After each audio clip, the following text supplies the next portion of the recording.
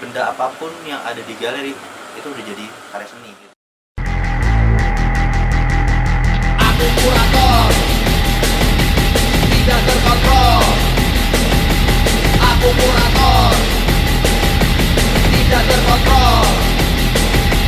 Aku kurator dan tidak terkontrol. Kontrol, aku tidak terkontrol. Aku tidak terkontrol. Aku tidak terkontrol.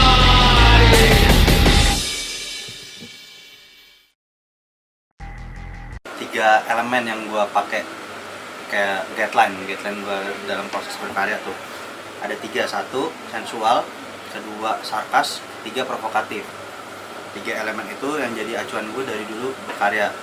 Dari gue pertama kali gue ngelukis, kedua habis itu foto. Jadi basically fotografi udah jadi main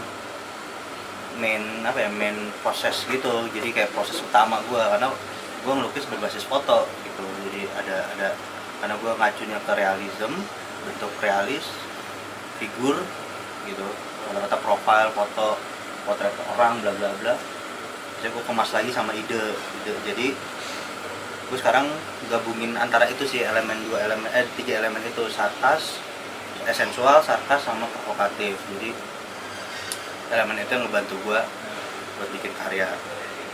Jadi dari zaman kuliah juga bikin cewek-cewek, bukan masalah gender sih, kita nggak ngomongin masalah gender, tapi ngomongin ada juga karya foto yang bersifatnya laki-laki gitu, dengan bentuk objek yang peminjaman objek. Jadi tubuh buat gue itu kan, tubuh itu sebenarnya di karya gue itu adalah tubuh itu sebagai peminjaman objek gitu. Tubuh itu sebagai kanvasnya, dan apa sih elemen apa sih yang mau ditaruh di kanvas itu, sebenarnya kayak gitu prinsip kasarnya. Tubuh itu cuma body of white gitu, cuma kosong putih gitu sebenarnya, cuma nggak ada isinya gitu kalau bisa. Nah baru gue cuma mainin elemen aja tuh, apa sih elemen yang gue mau taruh, properti apa sih yang kira-kira pas untuk ide gue, itu sih sebenarnya. Cuma sesimpel itu gitu. Dan gue ngelakuin foto juga sifatnya juga nggak yang profesional, amatir banget. Gue pakai pocket, cuma pakai roll film yang biasa 35 mm, dan ya nggak ada yang proper lighting yang harus kayak gimana, dan nggak perlu technical ISO dan diaphragma. Cuma isi kontennya aja, lo bicara tentang apa sih, itu doang sih. Pengaruhnya fotografi di karya lukis gue tuh yang gue bilang tadi, the main utama sebenarnya. Fotografi itu utamanya untuk buat karya lukisan. Sebenarnya output dari karya gue kan sebenarnya adalah lukisan. Nah lukisan itu berpacu pada fotografi. Nah sekarang gue bisa bedain juga antara yang karya lukis ini bisa berdiri sendiri dan fotografi yang bisa berdiri sendiri. Nah buat gue tuh sesuatu yang sangat menarik sih buat gue. Ada medium yang kira-kira wah anjing, fotografi itu bisa gue mainin sendiri ya, dibanding gue harus jadiin ini lukisan gitu. Jadi seutama itu gue fotografi gitu. Buat gue fotografi buat gue bisa jadi sesuatu yang fundamental, yang master gitu. Untuk fotografi ke tubuh, dan sama aja sih dari artwork apapun ya, dari lukisan mau foto, itu selalu ngangkat isu tubuh. Karena buat gue isu tubuh itu menarik, karena bisa ada permainan di situ, ada bentuk. Karena kita relate kan, kita punya tubuh, kita punya badan, kita tahu teritori kita mana nih, bagian mana yang sangat sensitif gitu, bagian mana yang sangat eksplisit gitu. Dan gue menariknya karena tubuh itu bisa dijadiin bentuk playground, tempat bermain. Kayak gue bisa naruh properti di situ, bisa naruh isu di situ. Nah, terus yang kedua, gue juga nggak berbicara tentang masalah gender sih. Kadang-kadang kenapa orang bisa ngeliatnya, gue nggak tahu juga kenapa orang ngeliatnya itu sebagai bentuk ini kok gender banget nih, perempuan doang nih gitu. Ya nggak juga perempuan juga yang gue foto, ada laki-laki juga gitu. Jadi walaupun gue juga pernah foto juga, si Mel Waria juga gue pernah foto gitu. Maksudnya gue nggak pernah mandang masalah gender gitu. Pertama kali gue belajar melukis kan gue major gue dulu ngambil kuliah dulu seni rupa. Terus proses pertama berkarya gue tuh adalah proses pengerjaan ngelukis still life, susunan benda, komposisi. Gue seneng banget dari dulu, tertarik gitu. Gue seneng nata, ngedisplay bentuk ini kayak besar dan kecil, yang besar taruh belakang, yang kecil taruh depan, lighting lampu yang mana, yang masuk kena cahaya jatuhnya duluan yang mana, apel kah atau mana. Kan dulu susunannya buah ya dulu di komposer. ngelukis pertama kan buah, terus baru ada setrika, ada botol, ada apa. Nah itu kan kita yang ngatur tuh sendiri ya. Nah gue senang dari dulu tuh, kalau memang seandainya nggak jadi ke produk, gue senang ngejalanin adalah still life foto. Still life ya. Karena itu objek terrelate dari dulu seniman tuh gitu. Jadi sebelum dia nemuin talent model atau talent orang gitu, profil orang, dia mengerjakan adalah proses yang relate sama dia nih. Misalkan dia naruh ada vas bunga, ada taruh cahaya. Kan dulu seniman-seniman kan selalu deket sama jendela gede ini, biar cahaya bisa masuk. Jadi nggak perlu ada lighting tambahan. Dulu belum ada lampu yang sekelegar sekarang ya, belum ada lighting yang bagus kayak sekarang. Kalau dulu kan cuma ada. Jadi mereka tuh selalu, gue inget tuh siapa seniman-seniman gede tuh selalu naruh meja studio set ngelukisnya tuh di dekat jendela, karena tuh cahaya datang dari jendela tuh kemana nih. Nah, dia nyusun tuh komposisinya tuh, bentuk still life-nya, bentuk benda-benda yang disusun. Terus dong tuh benda menarik sih, kayak ready to made tuh, kayak ada dulu karya Marcel Duchamp tuh, dia bicarain tentang, jadi judulnya Fountain, inget banget. Nah, dia pernah submit itu untuk kayak apa sih, kayak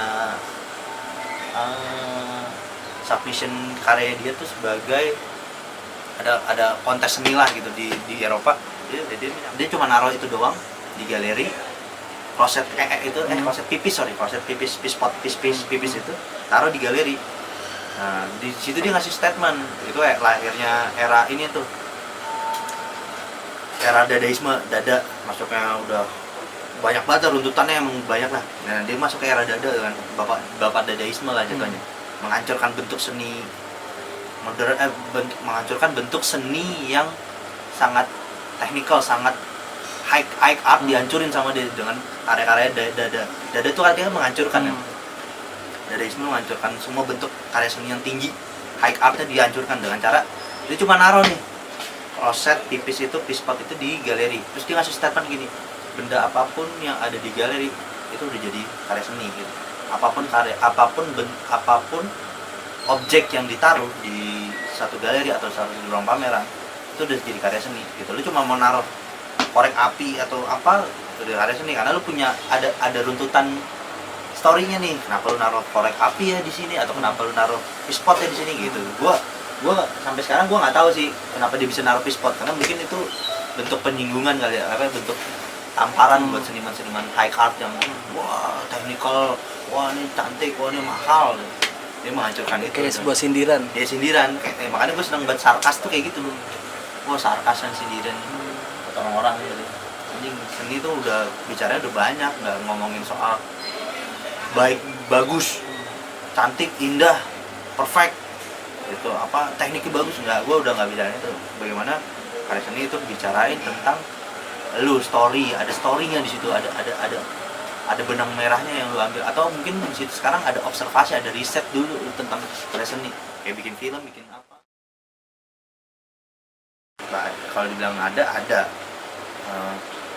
Pokoknya intinya sih pas apapun bentuk proses karya seni lu bisa mempertanggungjawabkan itu. Ada argumen atau hasil riset atau hasil knowledge lu yang lu tahu tentang karya lu gitu kan, lu bisa mempertanggungjawabkan dari hasil karya lu. Jadi itu waktu dulu 2019 gue dibikinin buku dan dibikinin showcase sama Kamboja Press di Ruang Rupa Jakarta.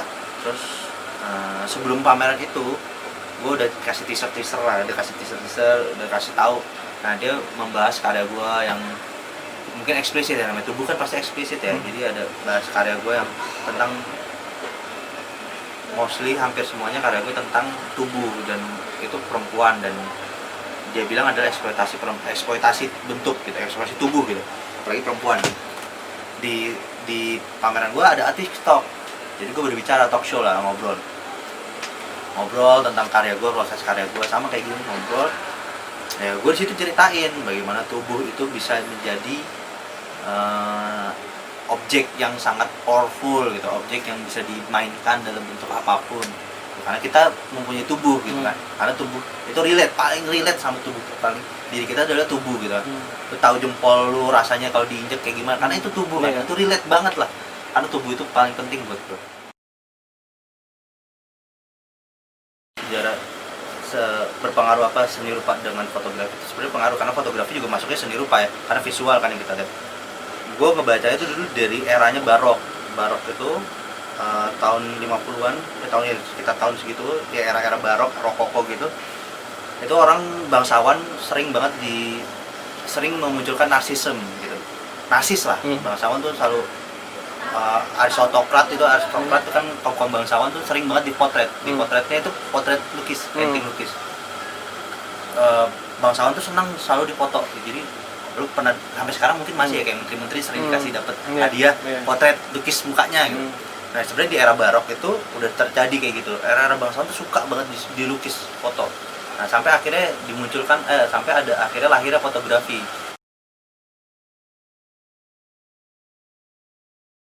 Gue suka David Hockney itu kalau untuk painter ya, seniman pelukis US tuh ada David Hockney.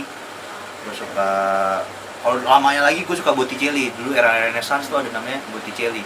Gue suka banget era-eranya Michelangelo, Da Vinci gitu-gitu, era master gold eranya seni rupa tuh emang Renaissance kan. Gue dulu suka banget sama Botticelli, karya Venus yang gini, yang ada cangkang cewek keluar dari cangkang.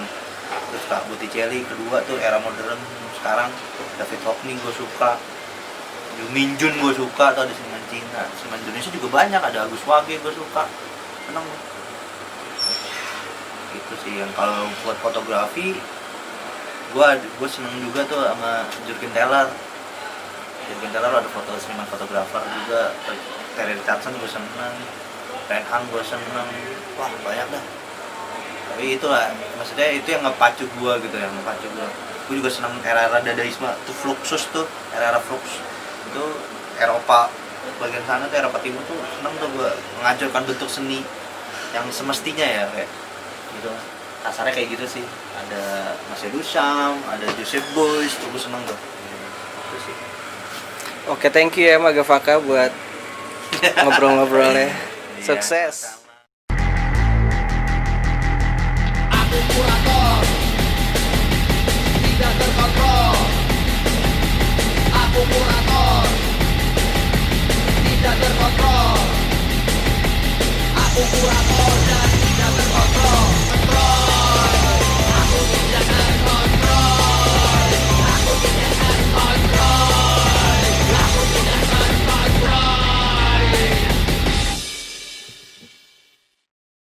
Tapi pas lu udah gak punya cewek, lu gimana cara ngedeketinnya? Itu ya kan perspektifnya.